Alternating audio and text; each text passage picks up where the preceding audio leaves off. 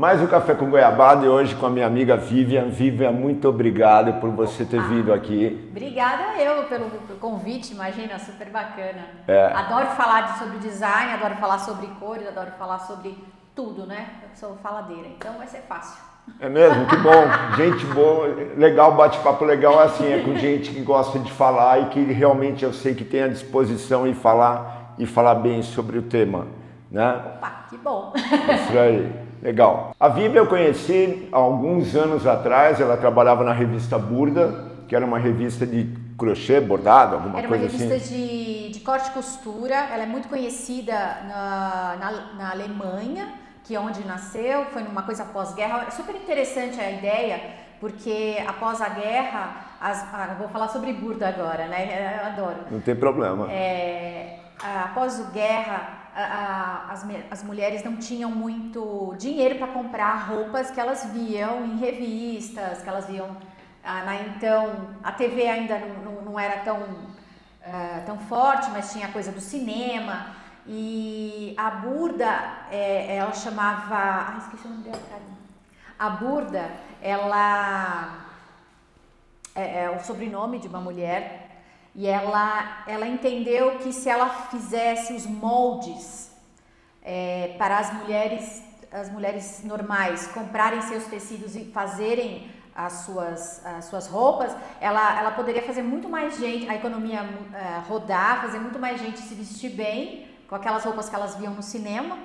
E assim foi que a Burda ficou muito grande. Aqui no Brasil a gente teve eu nem sei se ainda tem, a revista Manequim, que foi a partir da Burda que ela criou. Então foi uma época, né? Eu acho que foi uma época muito interessante, assim. Porque ela tinha uma proposta, né? Promover com que as pessoas pudessem ter, a mulher pudesse ter uma roupa diferente, pudesse ter uma coisa diferente. Pudesse costurar para fora. Exato, quer dizer... Até uma coisa de empoderamento, né? Então, foi bem... E o projeto aqui no Brasil era bem legal, eu adorava.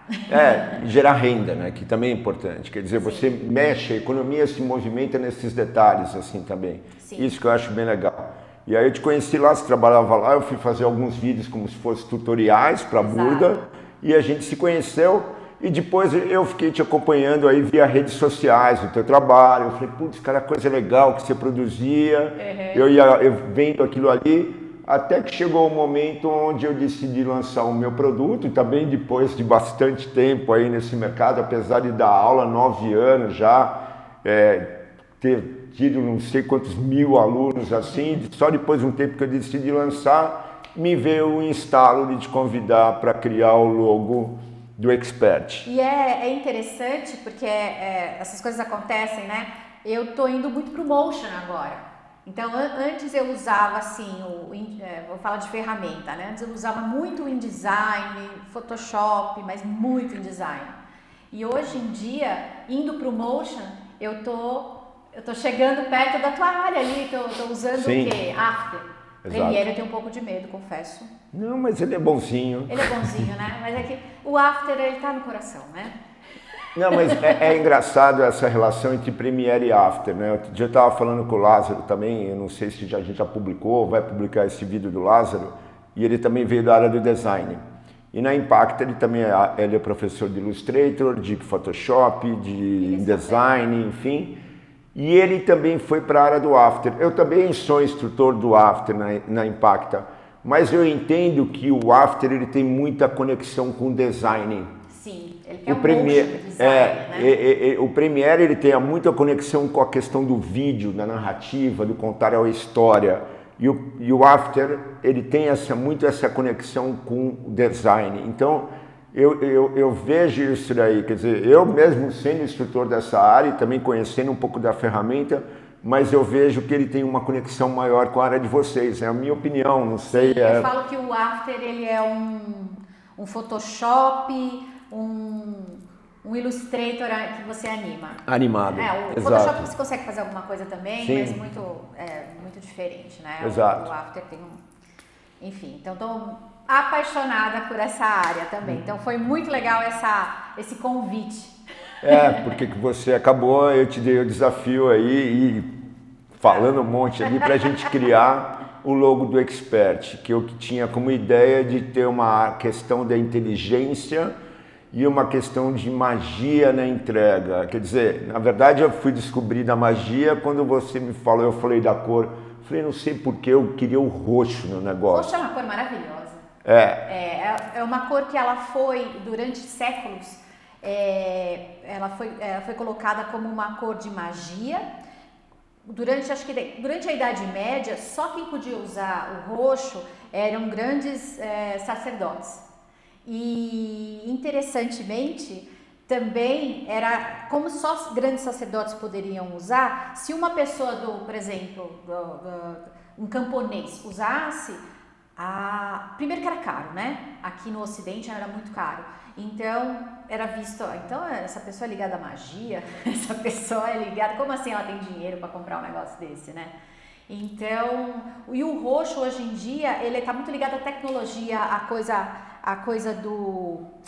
da coisa nova, do instigante. Então, assim, eu achei sensacional. Quando você falou roxo, eu achei que tinha tudo a ver com o seu projeto, né?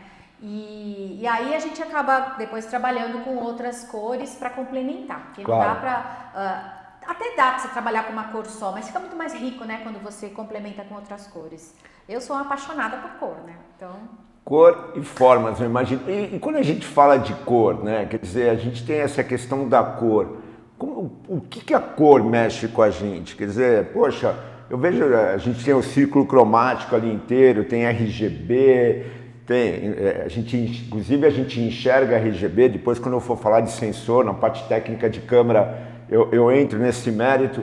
Mas como é que, eu já falando de magia, como é que é a magia das cores para o nosso cérebro? Eu acho que a gente tem que entender que a cor, você tem duas, você pode falar assim que a cor ela mexe fisicamente com a gente, como ela mexe psicologicamente. Fisicamente porque são ondas eletromagnéticas. Então, o vermelho, por exemplo, é uma onda tão forte que ela é capaz de dar a sensação de 6 graus mais quente. Então, em países frios, por exemplo, as pessoas vestem muito vermelho para ter essa sensação de calor. Então, tem essa coisa física, mas tem a cultural. Então, por exemplo, a gente aqui no Ocidente tem uma cultura que o verde é algo jovem, algo... que renasce, algo natural, né? Principalmente o verde mais clarinho, né? Mas, culturalmente, o verde é o manto de Maomé. Então, se você tem uma embalagem verde ou alguma coisa verde, e se você vai aplicar isso no Oriente Médio, você precisa tomar muito cuidado, né? Assim como, olha só que interessante, pra gente, o preto e o branco são cores, que na sua área é falta de luz e luz. Luz e ausência de luz, mas exato. Mas o pigmento e na coisa da psicologia é uma cor porque você tem sentimentos com essas cores, claro, né? Então, o preto e o branco, eles são não complementares, são opostos aqui no Ocidente. Na China é o amarelo. E aí você vai ver que o amarelo dá muito contraste com o preto. E nas placas de trânsito você tem isso também, né? Tem umas coisas que a gente não entende, por exemplo, eu falei do verde do Maomé, do verde do islamismo, mas o verde também não é muito bem quisto na França.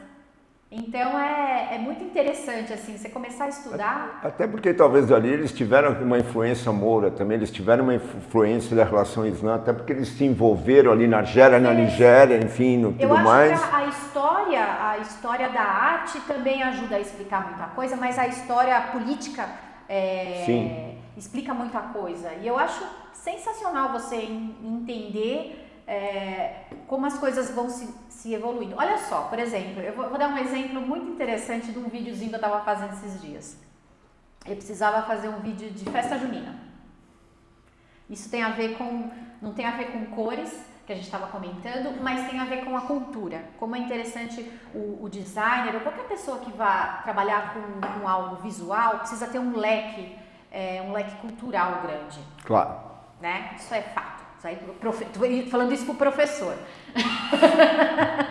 Então, olha só, eu precisava fazer um videozinho de 15 segundos para uma mídia social de festa junina. E quem disse que nos bancos de vídeo, não, de vídeo e de som, eu achava que os bancos da agência que eu trabalho são todos americanos. Quem disse que eu achava uma música que tinha a ver com festa junina? Aí você vai estudando, da onde veio a festa junina, da onde veio, o acordeon, polca. Eu vou pegar uma música, uma polca, só com acordeon e vou colocar, e ficou lindo. Quer dizer, toda a relação é por onde veio, tudo é uma questão cultural. Tudo é questão cultural. Tudo é questão cultural. A gente somos produtores de conteúdo, precisamos entender isso, sabe? Você vai ver não usa mais isso, mas um disco, um álbum, né? E você acha a capa incrível. Aí quando você vê ali a Florence and the Machine, por exemplo, ela se apropria, que é uma banda inglesa indie, ela se apropria muito da Art Nouveau. Então, assim, nossa, que incrível, como tem a ver com ela. Porque ela foi estudar sobre isso e ela criou todo o projeto visual dela a partir disso. O pessoal acha que é por acaso, né? Não é por acaso. O pessoal, todas as métricas assim que a gente olha, assim, né? Você fala assim, não, ali deu certo por acaso. Não, quer dizer, existe muito estudo, aquilo que você falando, quer dizer, existe muito estudo na ciência da pessoa, na ciência do que aquela pessoa está se apropriando em termos de relação cultural, né? Quer dizer, você acabou de falar de uma banda, por exemplo, indie, porém que se apropriou de um movimento cultural, de linha francês, né? De uma relação antagônica, Inglaterra e França ainda, né? Que é mais ou menos Brasil e Argentina, para quem não sabe. Sim. Né? Inglaterra e França está para Brasil e Argentina no futebol, nessa relação existe essa rivalidade muito grande com eles. Assim. Eu me lembro quando eu fui para Paris, assim, eu fui falar com um garçom em inglês, ele... Né? Falei, opa, desculpa. Mas é a cultura mesmo, né? Eu acho que eles têm uma dor muito grande, né, com o inglês, né? Sim. Então eu lembro que eu sabia disso, eu fiquei sabendo disso antes de ir para lá, quando eu fui, e aí eu aprendi algumas palavrinhas em francês, então assim, olha, eu não falo francês, por favor, você pode falar comigo em inglês, não sei o que, ttt. Outra coisa, viu? Sim. Aí, que amorzinho, ela tentou falar a minha língua, né? Então, mas tem tudo isso mesmo, né? Exato. A gente precisa, enquanto criador de visual, entender que é o que a menina que veio aqui no Café com Goiabada, que ela estava falando de e-commerce, né? Ela falou exatamente que a gente está fazendo para pessoas e cada pessoa tem uma história, cada um mora num país ou cada um tem uma família que veio de algum lugar, então cor e forma é subjetivo, mas existe por exemplo, as pessoas falam que o azul é a cor que todo mundo gosta, né? Então aí ficaria fácil, vou fazer tudo em azul, não é bem assim, né? Existe um contrato social que algumas cores são benquistas e outras não.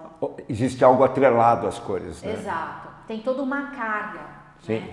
Então, eu acho muito interessante. Qualquer pessoa que vá estudar sobre visual, audiovisual, sente um pouquinho e veja alguns livros ou alguns filmes que tem a ver com história da arte, que eu acho que pode ajudar muito. Mas com certeza, referência é muito importante. Referência é muito importante. Referência, eu digo, eu vou num cliente, eu quero fazer um vídeo, eu falo, legal, você tem alguma referência que você gosta? Professor, eu não sei o que, busquem referências. Quer dizer, muita coisa de qualidade já foi feita, sem qualidade também, né, pela quantidade hoje em dia, até em função de YouTube, quantidade de informação em audiovisual assim que é colocada no mercado hoje, na internet, no mundo à disposição, é algo absurdo, né? Não, a promoção disso. Eu fico doida, às vezes, gente, eu fico doida quando eu vejo um comercial, geralmente é comercial mais baixa renda, né? Que você vê algum grafismo assim à toa. Aí você fala assim, por que esse grafismo tá aí? não tem nada a ver com a mensagem que está passando. Parece um verme ali e você está falando de outra coisa. Então, é muito rico quando você pega um produto digital que seja, ou uma foto, ou um filme, e você começa a concatenar as coisas e fala, nossa, o cara pensou. Sim. Nossa, que legal. Nossa, quando você vê, você está totalmente tomado por aquela produção e você fala, gente, que maravilha, que lindo. Uma coisa assim, você fala de arte, você fala de design, né? Você estava falando agora, por que aquele cara colocou aquele elemento ali? Eu até uma das coisas que eu falo assim, eu brinco com meus alunos também, é assim, ó, efeito demais vira defeito, né? Ou seja, eu tenho que preparar algo adequado. Se um volume de efeito é adequado para aquela ideia, muito bem. Agora, se não é, cuidado, não é porque existe after, que existe isso, que existe aquilo, que você tem que jogar tudo de uma vez só para tentar definir um negócio. Às vezes você vai fazer o que você falou, gerar uma relação ruidosa. Não é porque você é técnica do negócio que aquilo te chamou a atenção negativamente. É porque, primeiro, foi no teu instinto, quer dizer, o teu instinto natural. No primeiro momento falou teu instinto, na minha opinião, não sei se eu estou falando alguma besteira. Isso que você acabou de falar, talvez num primeiro momento te chamou pelo teu instinto natural, de você não ter gostado daquilo. E num segundo momento, em função de toda a bagagem de conhecimento, é que aquilo que você falou, poxa, se ele tivesse feito daquela forma, ou se não tivesse feito, teria sido melhor. Aí entra a questão técnica, que eu sei que você tem muita. Eu acho, você estava falando agora, eu fiquei pensando assim num exemplo, em alguma coisa tátil. É a mesma coisa que você ir num restaurante por quilo e você tem aquela bandeja toda lá e você colocar tudo. Aí você não vai sentir o gosto de nada. Exato. Né? Aí você tem que saber o que combina, que tempero, que combina com o que, não sei o que, tá. Quando eu tava dando exemplo agora desse comercial que eu vi, que tinha uns elementos gráficos que não tinha nada a ver com o que estava sendo passado, eu fiquei pensando, eu acho que o cara queria colocar algum background, não sabia o que, baixou alguma coisa e colocou e não pensou muito. A impressão que eu tenho, trabalhando com um pouquinho de motion que eu estou trabalhando, eu acho que foi isso, né, para ficar mais bonitinho. O que é bonito? Isso que eu ia te perguntar, existe o feio? O feio, na verdade, é uma construção social. Isso que eu achei estranho, na verdade, não estava feio, estava estranho, porque não tinha a ver. O feio tem a ver, tem até aquele livro, a História da Feiura, que é uma organização do Umberto Eco, é muito legal esse livro. Então ele fala sobre o diabo, como que desenham o diabo na Idade Média.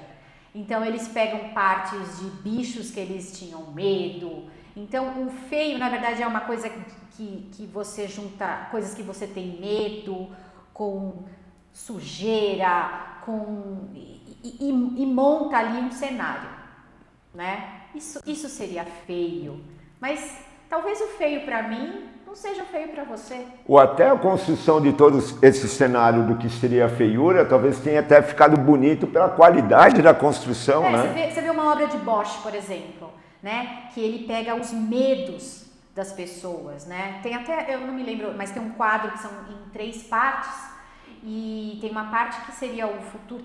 O quadro é lindo, mas é sobre os medos e é considerado um quadro sobre a feiura. Em toda essa relação de criação de arte, de criação de formas e tudo mais, onde arte e design são a mesma coisa? Uma coisa que me fez ir para o design e não só para a arte é a coisa de aplicar-se a arte à vida cotidiana. Então, por exemplo, vou dar um exemplo muito simples, né? Que eu dava em um workshop, a Capela Sistina, né? É uma obra de arte, certo? Sim. Se aquilo não for... Opa, desculpa, Michelangelo. Mas é também uma obra de design. É um infográfico, gente, porque naquele momento o Vaticano precisava passar uma informação para as pessoas, para quem morasse ali em Roma, e a maioria da população não lia. O que você precisava fazer? Uma coisa gráfica, uma coisa que mostrasse a formação do homem, como Deus fez o homem. Então, vamos fazer um desenho, Então, é um infográfico encomendado, é uma obra de design, mas é uma obra de arte. Então, eu acho que a arte, ela dá todo o suporte para o design. Sim. Sabe? Mas o design nem sempre dá o suporte para a arte, porque, na verdade, o design, ele é aquela coisa do desenho industrial, né? É um desenho feito para massa, né? Para você conseguir replicar. Para um fim, né? Ele tem uma finalidade. A arte não que a arte não tenha, né? A arte tem, mas é um fim muito mais subjetivo e muito mais pessoal. Acho que cada um tem... Sim, te entendo. Tira a utilidade da arte de uma maneira diferente. O design, ele é mais pragmático, né? Vamos dizer assim. Te entendo. Tá muito claro, assim. Eu fico imaginando que até foi nessa época que surgiu aquela famosa frase, quer que eu desenhe, né? Sim. Para explicar alguma coisa, acho que isso... O infográfico eu acho que grande parte das obras de arte poderiam ser colocadas, somente nessa época, podia ser colocada como um infográfico. Você vê, por exemplo, a arte egípcia. Sim. São infográficos. Sim, são infográficos. Você sabe que no vídeo a gente chama de plano Egito, por exemplo, aquele plano de perfil. Ah, é? Quando a gente... cuidado com o plano Egito, né? Mas o que é um plano Egito? É o plano de perfil, realmente, bem perfil, porque é justamente o que simula os hieroglíficos das pirâmides. Sim. Então, na captação de imagem e tal, tudo mais, a gente tem como prática falar... Olha o plano Egito aí. É muito chapado. Exato, que é aquela coisa chapada onde você não tem perspectiva, você não tem noção de profundidade de formas. Né? Uma noção que na arte a gente só conseguiu no Renascimento. Sim. Obrigado, Leonardo da Vinci.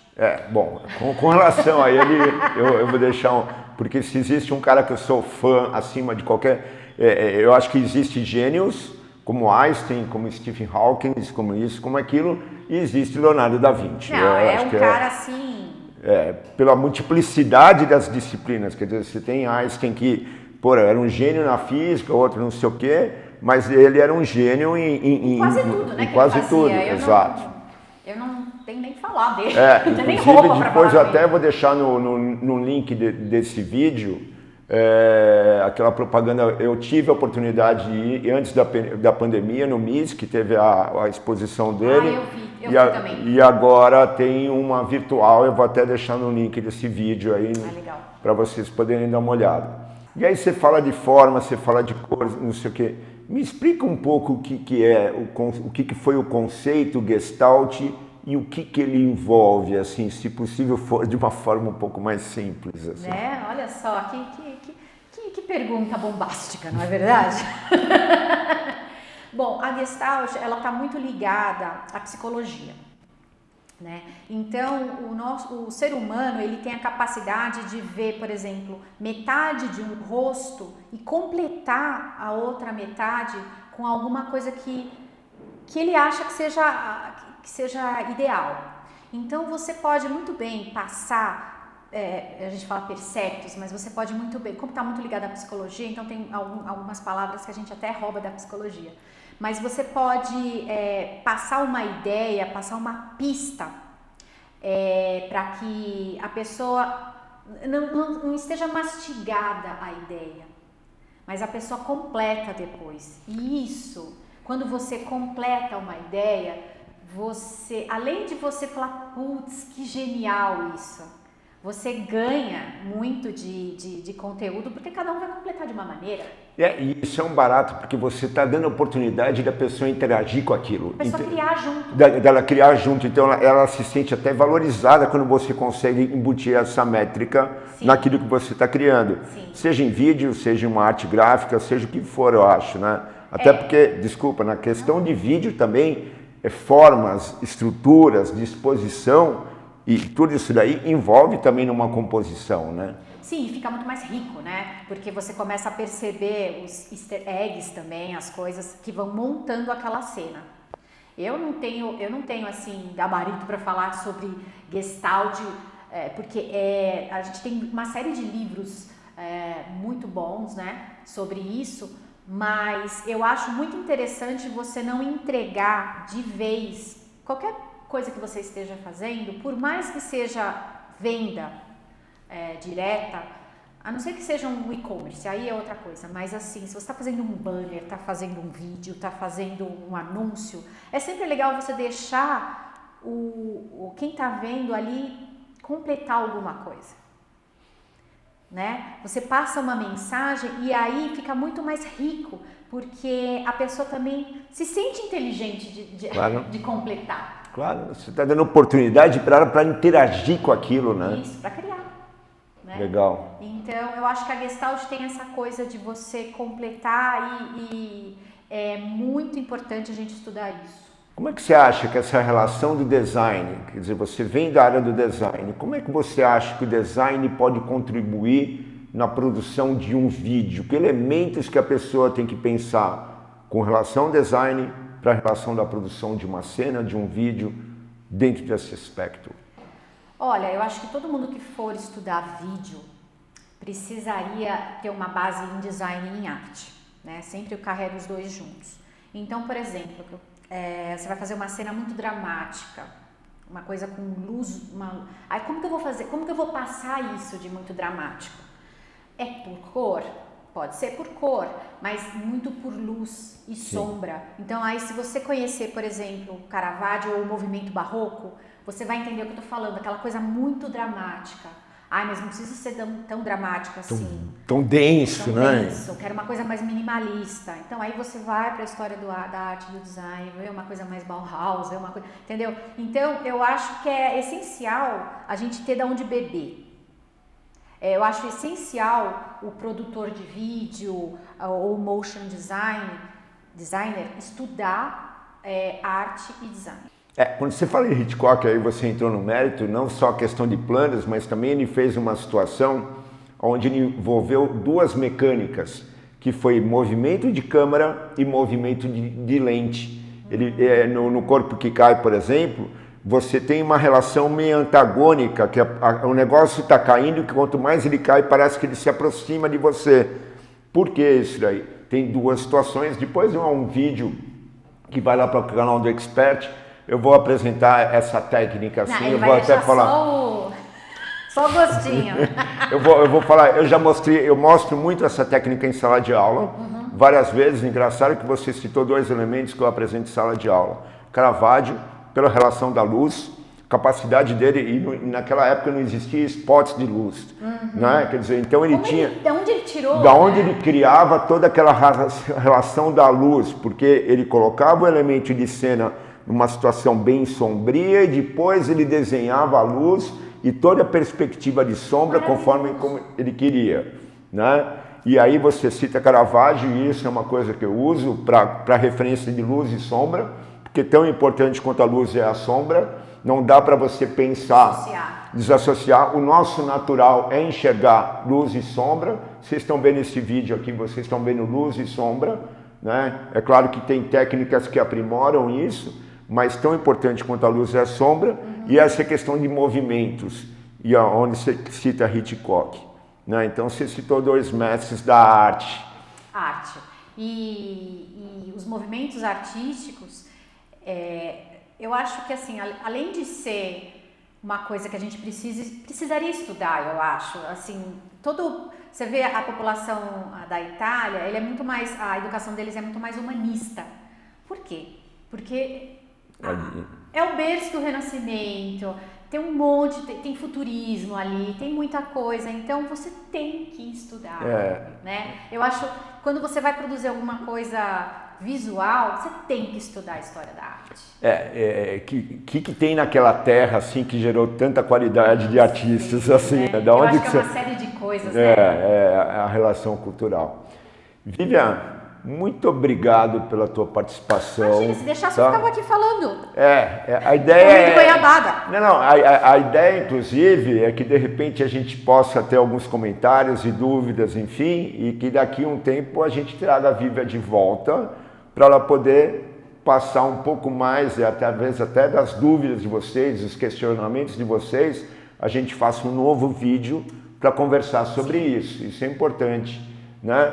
E uma coisa que depois eu vou pedir para você deixar também, aí se me passa, que eu quero deixar aqui no campo do vídeo, são algumas dicas de literatura e referências que você passou. Eu vou deixar escrito aqui para o pessoal ter acesso a todo esse conteúdo que realmente é o que vai fazer com que você vai conseguir elaborar um produto mais interessante, independentemente do tipo de vídeo, da abordagem que você vai fazer. Quando você tem mais métricas, quando você tem mais elementos de referência, você consegue criar uma narrativa diferente. Sim, fica tudo muito mais rico, né? Exato. E diferencia você de uma outra pessoa. Exato. Que também está fazendo, mas não tem base, né? Exato. Então, a tendência é que você vai fazer um produto diferenciado até pelo subsídio de informação que você tem com relações a questões culturais, com relação a questão de cores, questão de formas, enfim, todo esse processo que vai dar um subsídio maior para você produzir um material diferenciado. E mais uma vez eu quero deixar o convite, que se você, independentemente da área que você trabalha, se você quiser vir falar sobre comunicação dentro da tua área e vir experimentar aqui a goiabada cascão e tomar um cafezinho, por favor, deixe o seu comentário, pode falar. A minha ideia é que, independentemente da área, que você venha aqui conversar com a gente e poder compartilhar um pouco mais de como você usa a comunicação dentro daquilo que você produz. Muito obrigado pela atenção de vocês, Vivian. Obrigado eu. Demais, muito obrigado. Sabe, é uma alegria receber aqui você depois de tanto tempo assim distante, né? A gente se acompanhando pelas redes sociais, mas enfim, mas hoje poder participar dessa interação. Obrigado, gente. Obrigado mesmo. Joia. Obrigado e até o próximo Café com Goiabada. Até.